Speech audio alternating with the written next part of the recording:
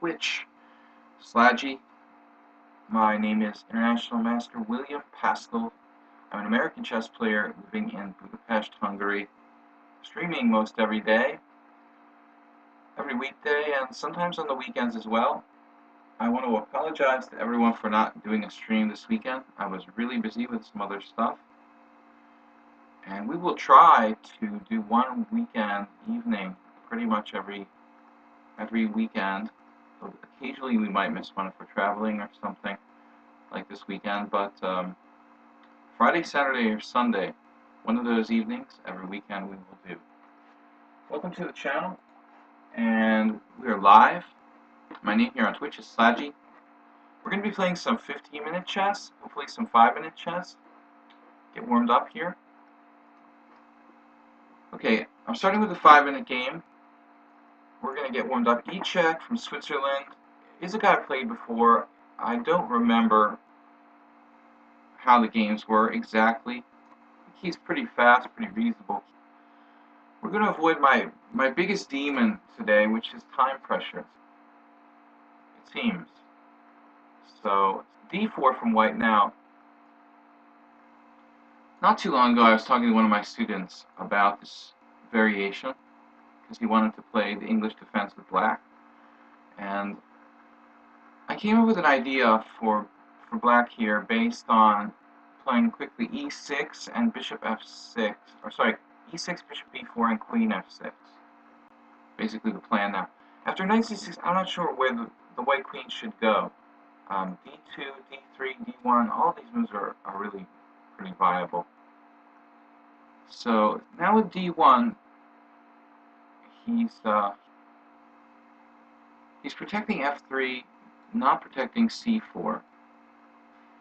In any case, e6 is almost always the way we're going to develop our pieces here. Welcome everyone to the channel. If you're watching the recording or if you're watching me live. We also have a YouTube channel. The channel is Video Chess Training on YouTube. Now if I play bishop b4 here, he has bishop d2, which doesn't seem particularly effective for me.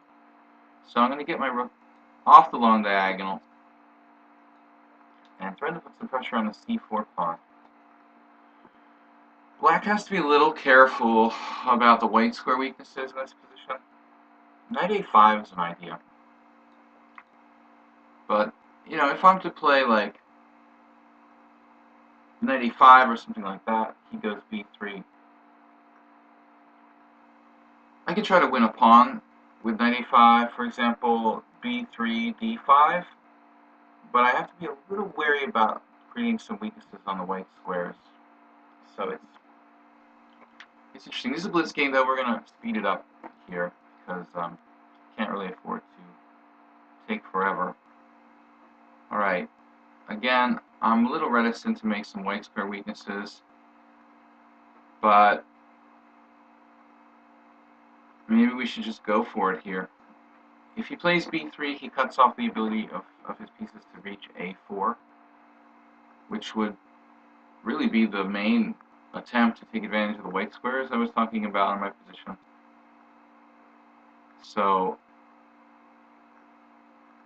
also interesting is b3, bishop b4 maybe. But I don't think that's effective here.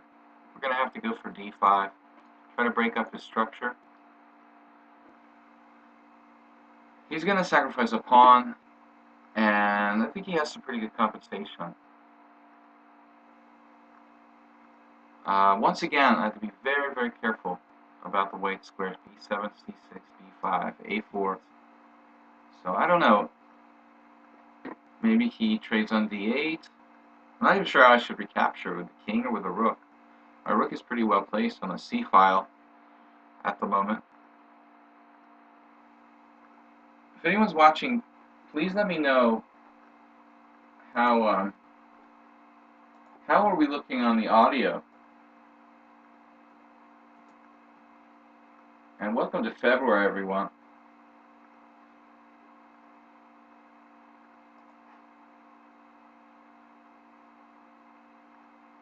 So he castles, he sacks a pawn, but it's not that clear how he can exploit me here. 94 maybe. And I was thinking about white squares, but even the dark squares he has some chances. Should be 2. Now here, I have to be careful because of queen a4 check.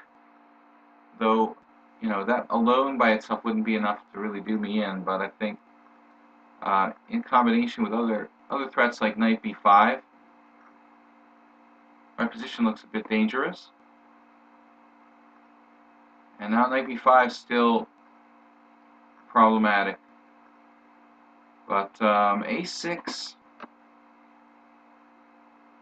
creates further weaknesses, though I don't really know how he can exploit it. Knight e4 is another way he can go. A6 here, threatening to take on c4 in some lines. If knight a4, knight takes c4, f4 I think he should play at some point, giving him some white square play I was talking about earlier. There's f4. Now, at some point we need to take this pawn, but at the moment I think development's more of a priority. If I can get another 2 moves of development here, now he's got ideas of rook takes b6, and in the event of knight takes c4, he now has bishop b7, starting to get the counterplay I was talking about.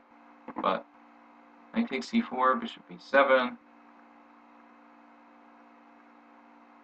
knight takes c4, bishop b7, rook c7, bishop takes a6. Very serious threats. So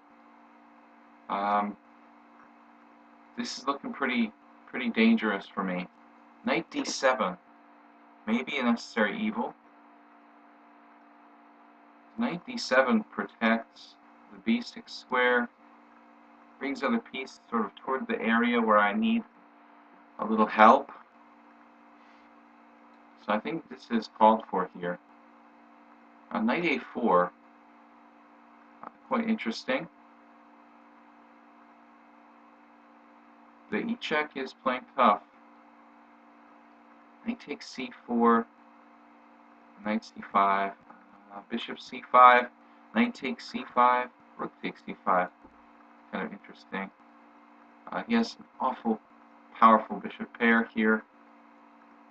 Knight takes bishop b7. I'm looking for some sort of tactic. Don't seem to find it. This guy really playing dangerously here. Knight takes c4, bishop b7, and bishop takes a6, of course. Quite dangerous for me. So difficult to find a move. Bishop to c5. He takes it. And maybe I can hold it together there. But it looks really dodgy. Bishop c5, knight takes c5. I like to get my king up to e7 to avoid any pins. Knight takes c5. I don't even know which is the best way to recapture here. Rook takes c5 allows bishop a3, which gives him a lot of play. Though I might sacrifice the exchange there. Knight takes c5, rook takes c5. Knight takes c5. Sorry, rook takes c5, bishop a3. Too much time. Giving up too much time here. Knight takes c5. Maybe I can castle. To castle and get out of here. We're losing on time. That's the point though, warm-up game. Materials level.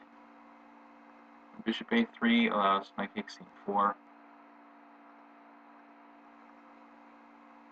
Off for a draw here. We're in trouble, we're lower on time. Okay, that's the one move I wasn't afraid of, ironically. Okay. He can pin me, but I think it's okay. Knight a5 now by me. He's going to get on the 7th, which is very dangerous. That's okay. We have the rook covering. Get some counterplay with maybe knight where?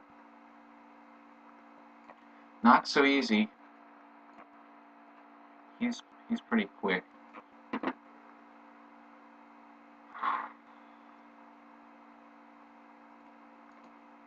This guy plays very quick.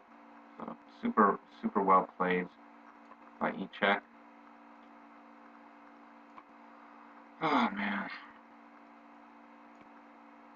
Basically perfect.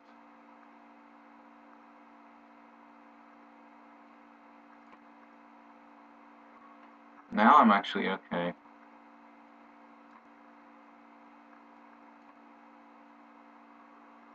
We're just gonna lose on time in a drawing position, I guess.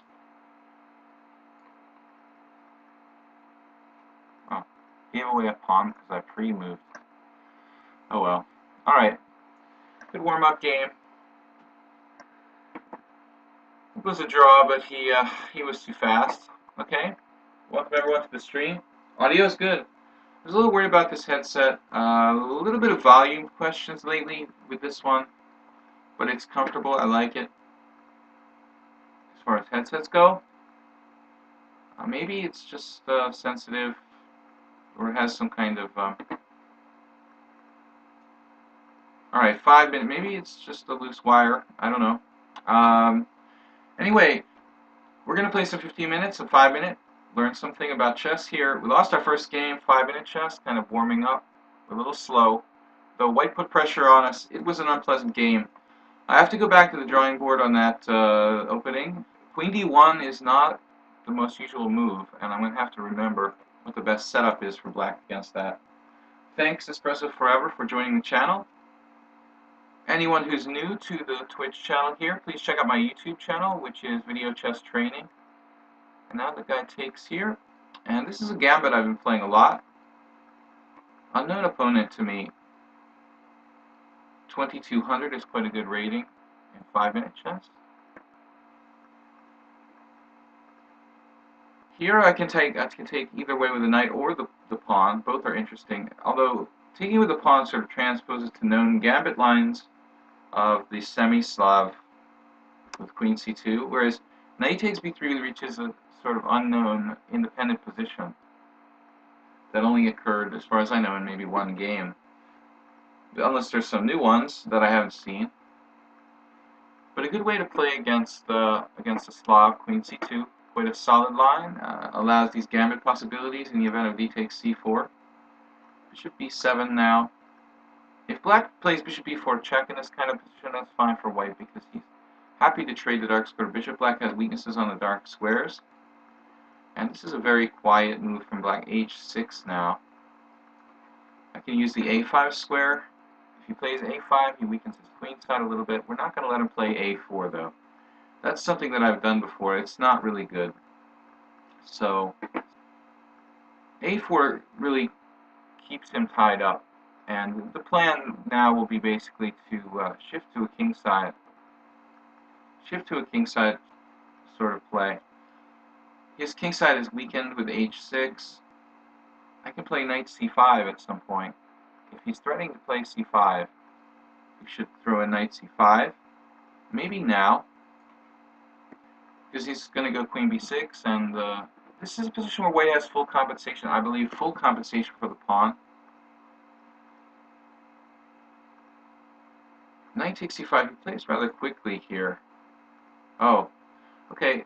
Yeah, this is classic positional idea. I'm not going to exchange, but I could. Actually, positionally, I don't really like it, but I think we gain a valuable tempo, and we have some kingside threats. So, although in general, I probably wouldn't do this. In this particular position, it's interesting because of queen g4. And we should have compensation still. h5, not possible. King f8, kind of a long-term weakening. Now, is h5 a threat? I think it's pretty loosening. He could do it. He's moving sort of instantly. Queen c8, I mean. Okay. Now, what's my plan? He's traded quite a few pieces. I'd really like to get my knight to d6. He's moving very fast. We also need to get some heavy pieces in the game.